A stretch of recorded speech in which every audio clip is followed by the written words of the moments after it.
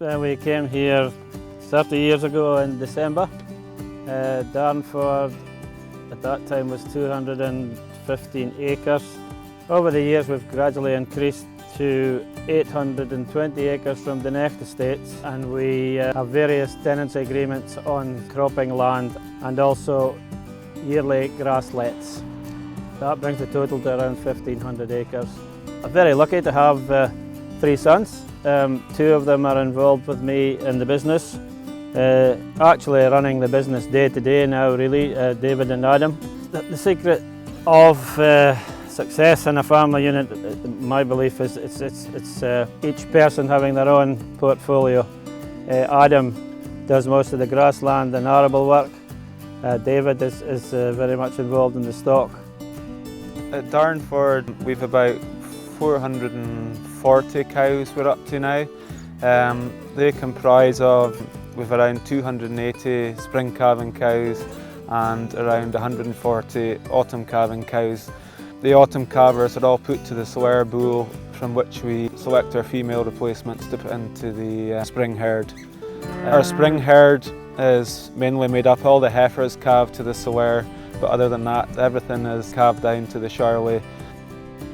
The reason we chose the swears are they're renowned for their calving ease. They actually have the widest pelvic area of any suckler breed, which is a huge plus for us.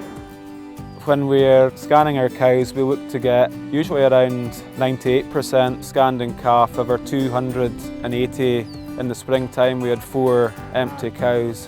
As we take most of them through to finishing, we usually aim to finish between 91 and 92% of cows put to the bull.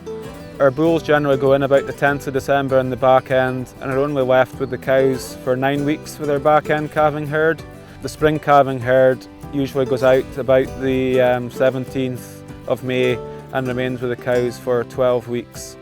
Anything that is not in calf is culled, and also at that time anything with bad feet or bad udders that we think will prove a problem in the next year won't be put back to the bull. EID is something that we introduced about 6 years ago at Darnford. We've found it to be a great management tool for our cows. Every cow and calf now has an EID, and we can follow the cattle right through their life and start to build up a picture, whether it be the cow's calving history or the weight gain of our fattening cattle, but it really allows us to pinpoint how the cattle are performing, and we can tweak rations and feeding, etc. to suit the cattle's needs a lot better. Good grassland management is vitally important to us because it's the mainstay of the feed for the cattle throughout the winter and the summer months.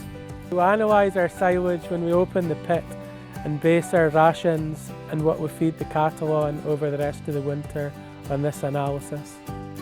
We've been using hybrid Italian ryegrass mixes now because these reduce a high yield of 3 cuts, and it's also shorter term, so it fits in with arable rotation. We can have it 2 or 3 years. There's definitely room for improvement.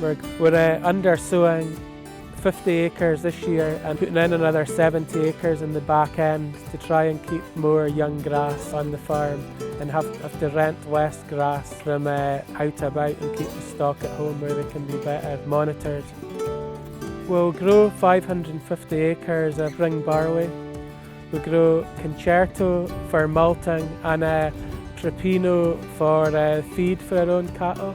We're growing some oats of our own this year, and we've been buying in oats this past year, so we've used it as a replacement for beet pulp, and it's a lot cheaper than that, and it's a fibre source for the cattle, and seems to be good for their rumen and that as well.